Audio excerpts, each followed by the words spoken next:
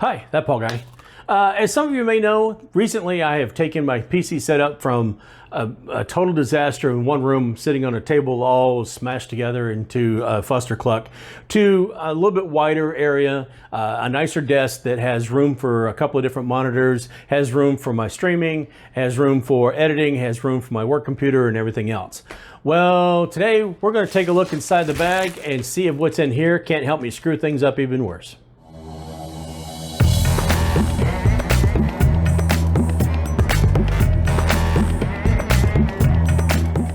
So as I was saying, I moved everything over, moved my computer and everything over, and I've got plenty of room for my work computer and my regular PC, and so I've got room to edit videos like I'm going to do with this one.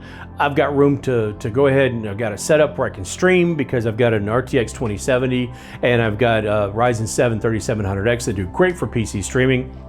No problems at all there. Perfectly fine, perfectly wonderful. Everything is great, right? Well, no, because some idiot decided to put a PS4 into the mix and forgot he doesn't have anything to stream with. So I'm looking for a streaming card, right? So I go looking for a streaming card and everybody says, oh, you got to get an Elgato because they're the best ones. Well, true, they probably are the best ones. They're the most highly rated, they're probably the most popular, and they make a couple of different versions, including a PCI that fits directly into your computer that does 4K at 60 frames per second.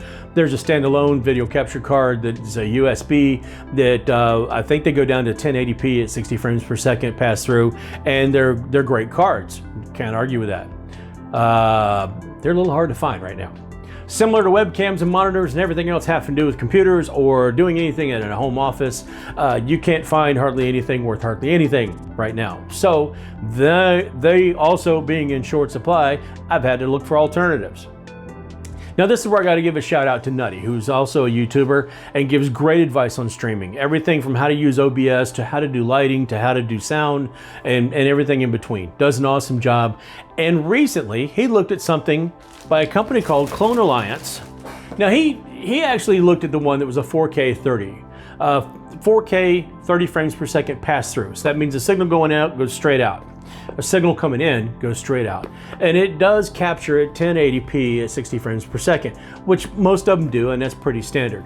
Well, this one also does, but this one actually has a 1080p at 60 frames per second pass through and 1080p 60 frames per second capture. That means that I can go ahead and play my PS4 like normal, or if I'm streaming, it will stream exactly the same thing that's coming in.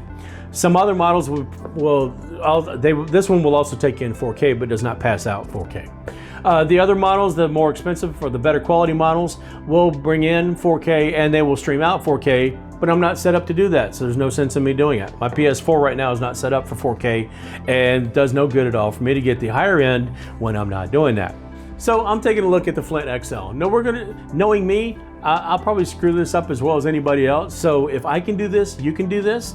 And if it's something you're doing to stream, say, a camera from your phone, from a PS4 or a game console or something like that, this might be a pretty good option. And it's only about 135, maybe 140 bucks on Amazon.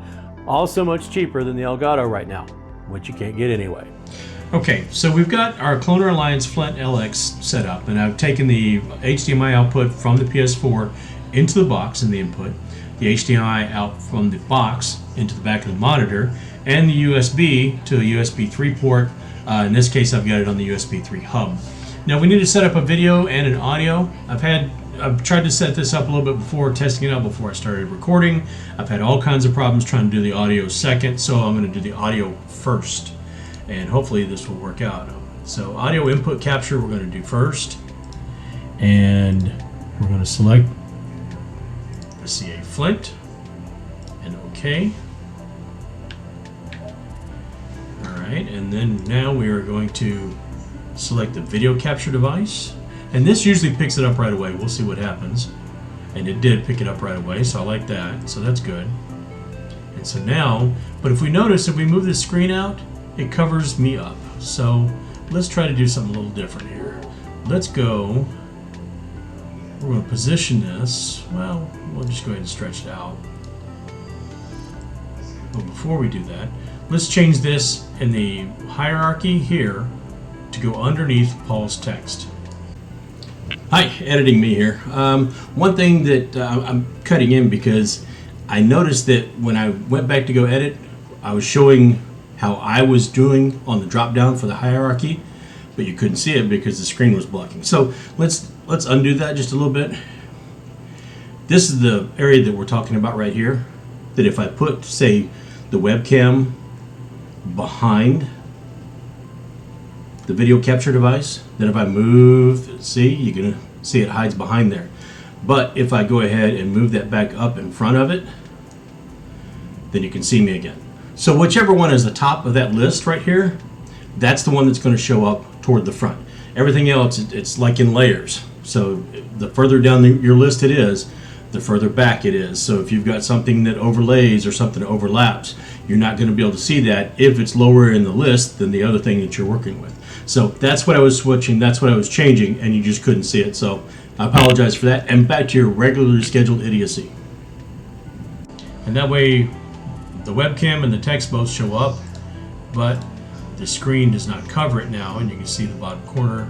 If I stretch it out, I can stretch it out behind, and I have a full view of everything, and I should have audio now as well, and we should be able to play if we want to play. Now, I am going to continue playing on my screens, which means that I'm going to get out of this, but for the time being, this might work, so we'll check it out. So after a couple days using it, where do we sit on this animal? It's small, lightweight, compact. This will take up less room than the actual cables that are on my desk take up, so I'll have to do some cable management again there.